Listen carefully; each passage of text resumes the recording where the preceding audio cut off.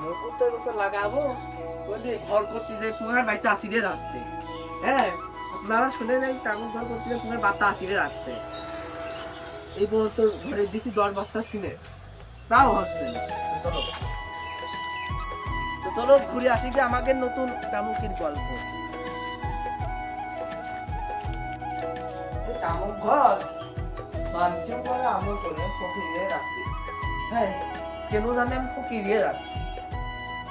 Kilo কাটো টাকা দাও, ঘরে রং করো টাকা দাও, আর কোনো টাকা দাও, তামুক লাগাও টাকা দাও, সব টাকা দিবে আমি ফকির।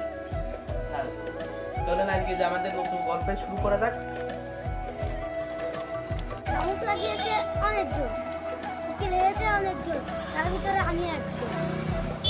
আমি অতগুলা চাষ করতে বাস খেলাম, ওরাও করেন ঠিকই, কিন্তু আমার মতো বাস খেতে দেন। কি হয়েছে গো বাবু, তামুকের সাজ করে, তামুক ঘরে সাজ করে ঘুরে বেড়াচ্ছ। তামুক মানসি চাষ করে আগে চাষ আর তুইও না। তামুক কি মানসি চাষ করে? আমি হতবাকা চাষ করতে যে মাছ খাই, তুমি জানো? তুমি তো জানো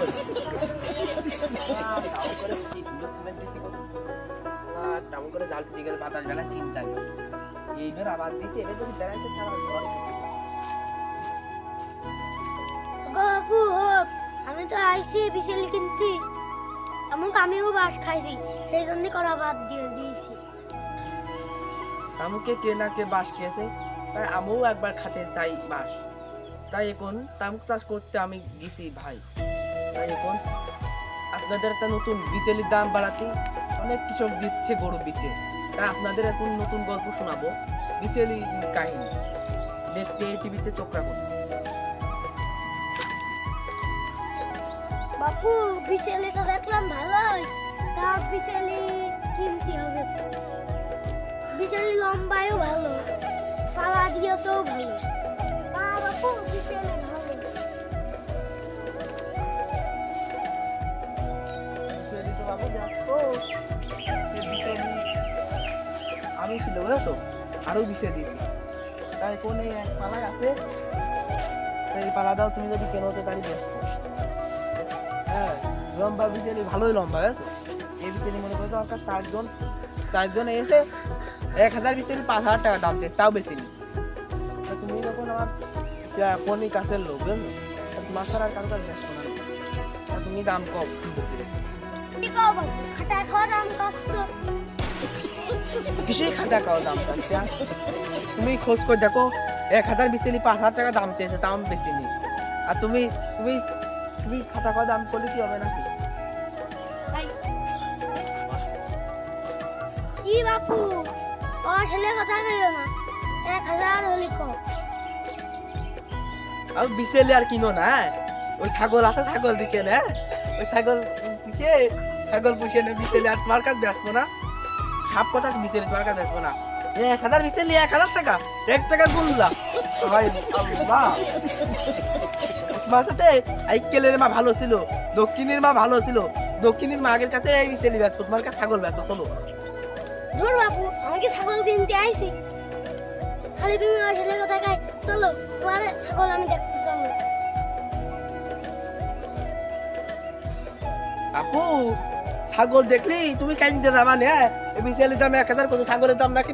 ছাগলের দাম যদি তুমি এই 3000 টাকা ছাগল যদি তুমি 100 টাকায় নিয়ে যাও তারি। ধুর বাপু, অত মাথা গরম করছো কেন? তুমি মানে ছাগলও কিনতে পারবা না না? আর যা মনে আছে তুমি যা লোক বা ধুরি আমি স্যান্ডেল দিয়ে বাইরবো, তার মনে পার তুমি সবকিছু কিনতে পারবা। তুমি যা লোক তোমার কাছে ছাগলও তুমি ছাগল কিনতে পারবা না। পিঁয়াজ রেখে আমার ঘুমেতে রেখে নিয়ে আসলে গো, রোজাই থেকে এই দুপার বেলা করে পড়ছি, তুমি কিচ্ছু কিনতে পারবা না। চাচা রাগ করে আমিও যাই রয়েছি। চলো বাপু ছাগল দেখি। আর বাবু ঠান্ডা তো আছে, মনে আছে চলো ছাগলটা রেখে গে। এই দেখো চলে আসছে ছাগল বাপু, এই দেখো ছাগল, ছাগল ঘুরা মারা ছাগল। ছাগল দিয়ে আমার দাদারা মনে করো যে এরকম কান ধরে গাড় পার হইতে বুঝেছো, ঘোড়া রেস দেয় না, ঘোড়া রেস, সেই রেসে পর্যন্ত ফার্স্ট হয়ে গেছে। হ্যাঁ আর ছাগলে কি মনে করো, ছাগলের গায়ে চর্বি গো, চর্বি গো। কি কও বাপু, কি কও বাপু, তোমার দাদারা বলে ছাগলের পাড়ি কেড়ে তাহলে আমার দাদারা তো হাসিয়ে মারিছে না। দূর বাপু হাসের বাড়িতে রেস দিত আমার দাদা হলে মুরগির গাল বাড়িতে দাড়ি থেকে মনে করে যে আমার বাজারে যেত হ্যাঁ